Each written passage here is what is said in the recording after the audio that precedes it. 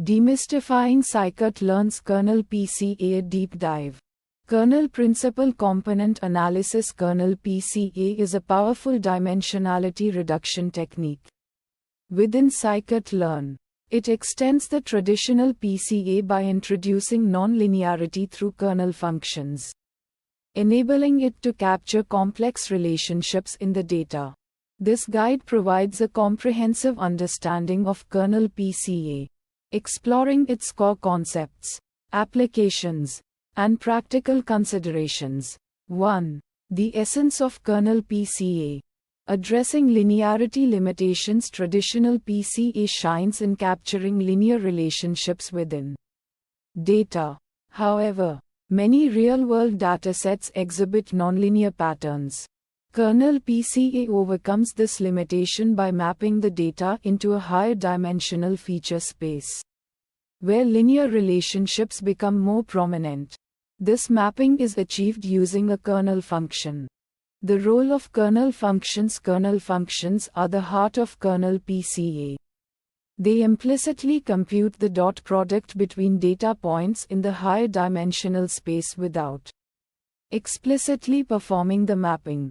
This kernel trick significantly reduces computational complexity and memory usage, making kernel PCA feasible even with high-dimensional data.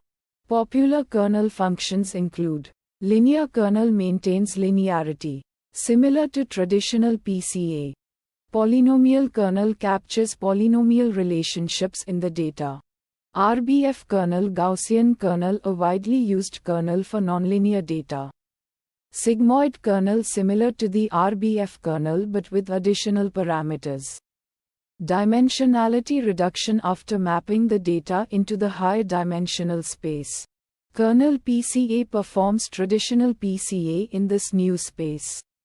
This allows it to identify the principal components and reduce dimensionality while preserving the nonlinear structure of the original data. 2. Steps involved in kernel PCA. 1. Data preprocessing. Data is usually standardized or normalized to improve the performance of kernel PCA. 2. Kernel selection. Choose an appropriate kernel based on the nature of the data and the desired outcome. 3. Mapping to higher dimensional space. The kernel function implicitly maps the data points to a higher dimensional space. 4.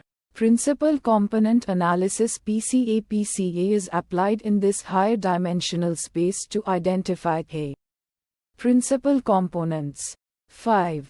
Dimensionality reduction. Select the desired number of principal components to represent the data in a lower dimensional space. 6. Projection. Data points are projected onto the chosen principal components. 3. Advantages of kernel PCA.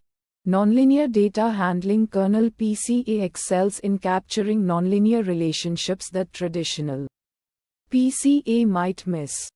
Data visualization. It can simplify complex, high-dimensional data by projecting it onto a lower dimensional space, enabling easier visualization. Dimensionality reduction reduces the number of features, potentially improving the efficiency of subsequent machine learning models. Improved model performance by capturing hidden nonlinear structures. Kernel PCA can lead to better performance of models like classification and regression. 4. Practical considerations. Kernel selection. Choosing the right kernel function is crucial. Experimentation is often required to find the optimal kernel for a particular dataset. Hyperparameter tuning. Kernel PCA often has hyperparameters, e.g., gamma in the RBF kernel, that require tuning for optimal performance. Techniques like grid search or cross-validation can assist in this process. Computational complexity. Kernel PCA can be computationally expensive, especially with large datasets or complex kernel functions. 5. Applications of kernel PCA. Image recognition. Kernel PCA is useful for extracting meaningful features from images. often used as a preprocessing step for classification tasks. Object detection kernel PCA can help in identifying objects in images or videos by extracting key features. Text analysis can be used for dimensionality reduction and feature extraction in text.